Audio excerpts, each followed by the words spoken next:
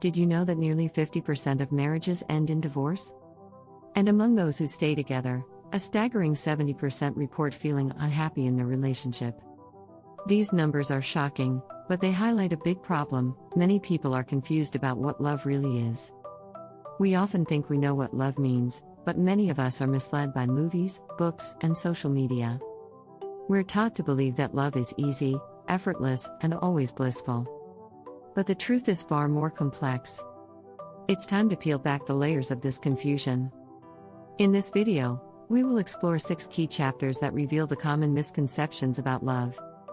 We'll discuss how to distinguish between sacrifice and compromise, why validation isn't true love, and how flexibility can strengthen your relationship. By the end, you'll have practical strategies to help you navigate the confusing world of love and relationships. Are you ready to uncover the truth? Let's dive in and discover how to create genuine happiness in love. Chapter 1: The Illusion of Romance. Why our idea of love is flawed. Most of us grew up on stories that glorified romance. Think of Disney movies, rom-coms, and even pop songs. They paint a picture of love as instant, magical, and all-consuming. But real love doesn't work that way. Studies have shown that media-driven love at first sight expectations are unrealistic.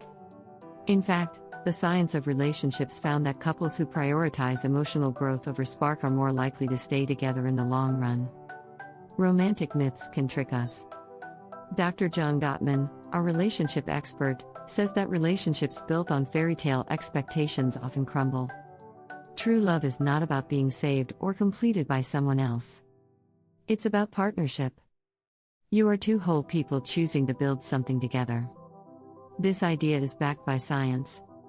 According to a study in Personality and Social Psychology Review, couples who view love as a journey, not a destination, report higher satisfaction. So, what's the takeaway?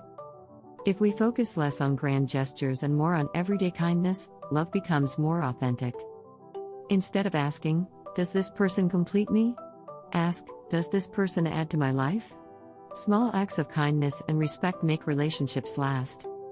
In the end, love isn't about constant butterflies, it's about being there for each other, day in and day out.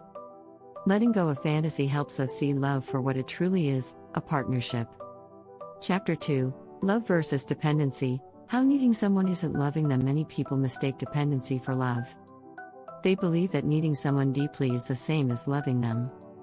But there's a big difference between needing someone to fill a void and genuinely caring for them. Psychologists call this emotional dependency, and it can be unhealthy. In fact, research from the Journal of Social and Clinical Psychology shows that dependency in relationships often leads to lower self-esteem and more conflict. A healthy relationship isn't about filling holes, it's about adding to an already full life. Esther Perel, a renowned relationship therapist, puts it simply: the best relationships are those in which partners make each other feel more alive and more themselves. When we depend on others for happiness, we lose sight of what love really is. Love should inspire, not drain. What's the strategy? Work on building yourself up first.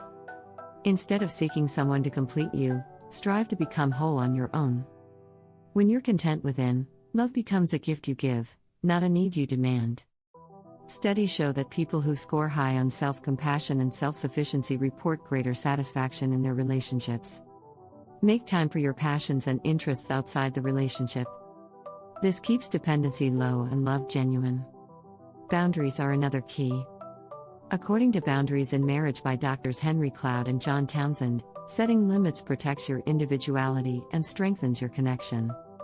So, keep a healthy balance between togetherness and personal space. When you can stand strong on your own, love becomes something you want, not something you need. Chapter 3: The Happiness Trap. Why seeking joy in your partner is a mistake. We often hear people say, "I just want someone who makes me happy." But seeking happiness through a partner can be a dangerous trap. Dr. Robert Firestone, a clinical psychologist, says this approach is the root of many failed relationships. Happiness is an inside job. If you rely on someone else for it, you'll end up disappointed. Data supports this too. Studies from the Journal of Positive Psychology show that individuals who are content within themselves bring more stability and joy into their relationships. When you're happy on your own, your relationship is an addition to your life, not the source of it. The expectation for someone else to provide happiness is too heavy for most relationships to bear. The best strategy? Focus on cultivating your own happiness first. Develop hobbies, maintain friendships, and take time for self-care. Not only does this make you more interesting and well-rounded, but it also removes pressure from your partner. Psychologist Dr. Barbara Marquay emphasizes, the more you love your decisions, the less you need others to love them. When you are fulfilled in your own life, your relationship benefits. Also, practicing gratitude within your relationship can boost happiness. According to research published in the Journal of Marriage and Family Therapy, couples who regularly express appreciation for each other report higher satisfaction. Take time to notice the little things your partner does, and thank them often. Happiness grows from noticing and appreciating what's already there, not from expecting more. In the end, finding joy within and then sharing it is the secret. Happiness shouldn't be your relationship's foundation, it should be the decoration that makes it more beautiful. If you're enjoying this discussion, make sure to subscribe to our channel for more insights into love and relationships. Don't miss out on the next chapters that will help you build a happier and healthier love life. Chapter 4, Sacrifice versus Compromise, the hidden difference that builds, or breaks, love. One common misconception in relationships is that love means sacrifice. We often hear people say, love is all about sacrifice. But is it really? Research shows that too much self-sacrifice can actually harm a relationship. Dr. John Gottman, one of the top relationship researchers, found that couples who focus on mutual respect and compromise, not sacrifice, are more likely to stay together.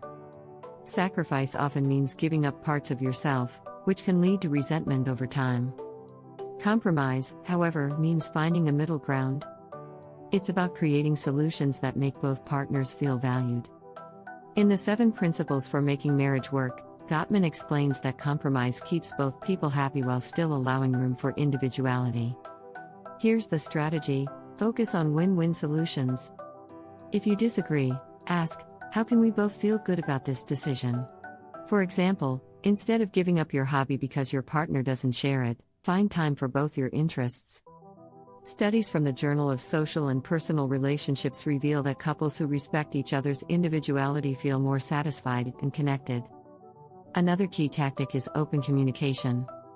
Be clear about your needs without blaming or pressuring your partner. As Dr. Sue Johnson, a clinical psychologist, says, people aren't against you, they're for themselves. Understanding this makes compromise easier. When you approach problems with empathy, compromise feels natural and fair. Sacrifice creates loss, but compromise builds trust and balance. The truth? Sacrificing too much can damage your sense of self. True love doesn't demand that. It asks for balance, flexibility, and understanding. When both partners feel heard and valued, they create a foundation where love can grow without either person feeling lost. Chapter 5, Why Validation Feels Like Love, but isn't it easy to think that a partner's validation means love? When they compliment us or praise us, we feel valued. But relying on validation can lead to insecurity and tension. Psychologists call this external validation, and it can become a trap. Dr. Kristen Neff, an expert on self-compassion, explains that true self-worth has to come from within, not from a partner's approval. Validation feels good, but it's not a foundation for love. The Journal of Personality found that people who rely on external validation are more prone to anxiety and stress in relationships.